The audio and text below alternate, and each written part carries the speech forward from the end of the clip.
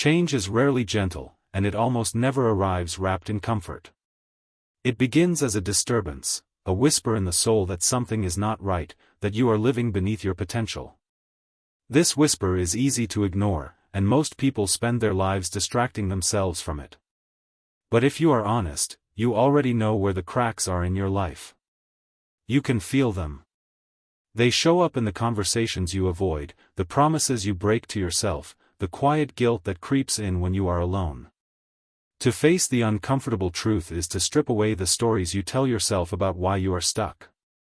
It means admitting that your failures are not just the result of bad luck or unfair circumstances, they are often the result of your own choices, your own hesitations, your own unwillingness to step into discomfort. This is the part that hurts, because the ego resists being exposed. It would rather protect its image than allow transformation. Carl Jung understood that real growth demands self-confrontation. He knew that the parts of ourselves we hide in the dark still influence every decision we make. You cannot truly change while you are lying to yourself, because you will build your future on a false foundation. That is why so many attempts at change collapse. They are built on denial, not truth. If you truly want to change, you must turn toward the things you do not want to see.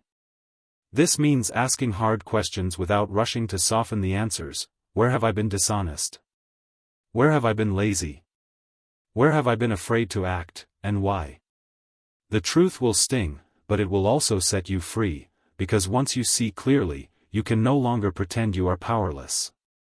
The uncomfortable truth, once faced, becomes the starting point for everything that follows. There is a part of you that you have worked tirelessly to keep hidden, not just from the world, but even from yourself. You have labeled it unacceptable, ugly, or dangerous. This is your shadow, the side of your personality that contains the traits, impulses, and desires you have banished to the unconscious because they did not fit the image you wanted to present. But here is the paradox that Carl Jung revealed: the very qualities you hide often hold the exact strengths you need to grow. Think about the anger you suppress. You may call it destructive, yet within it lies the energy to set boundaries, to say no, to protect yourself from those who exploit you.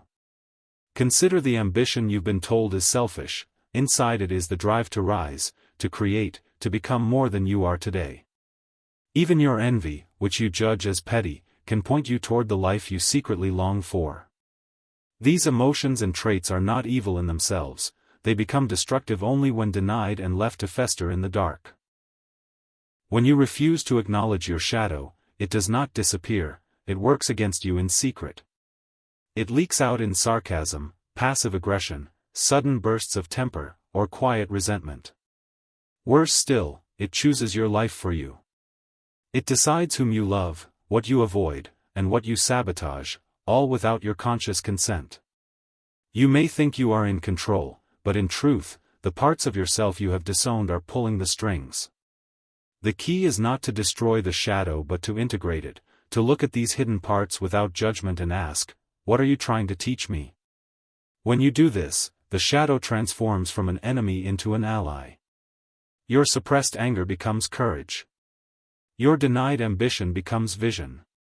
Your unacknowledged desires become a map toward your truest life. Real change will not come from trying to be good in the way the world defines it.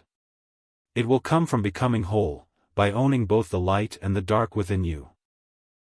Jung warned that one does not become enlightened by imagining figures of light, but by making the darkness conscious. If you wish to change, you must walk into that darkness willingly, knowing that in its depths lie the keys to your freedom. Most people think change is a matter of adding something new, another habit, another skill, another motivational book to stack on the shelf.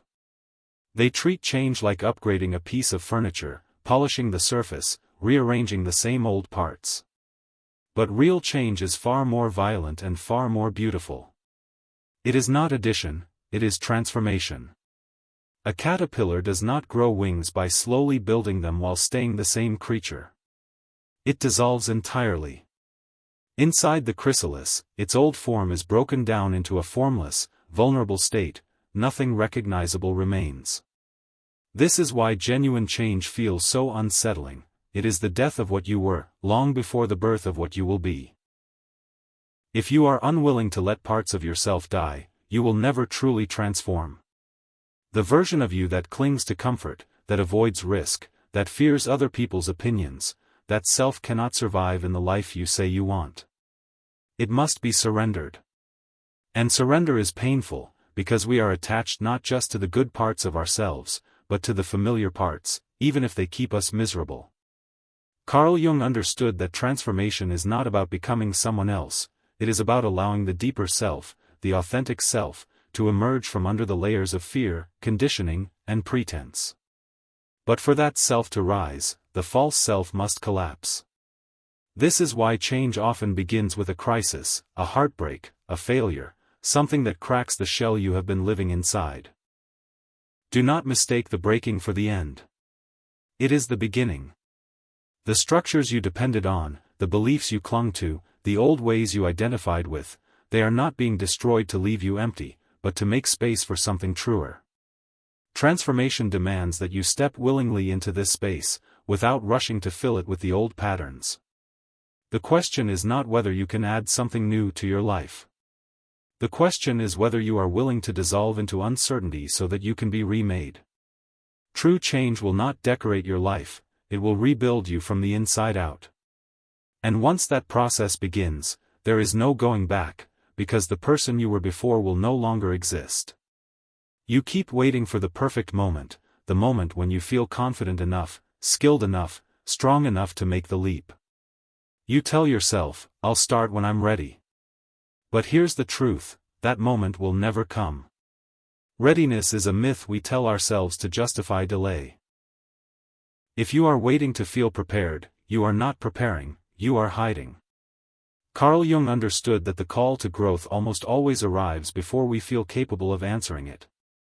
The psyche does not wait until you have mastered the path, it invites you into the unknown precisely so that the path can shape you.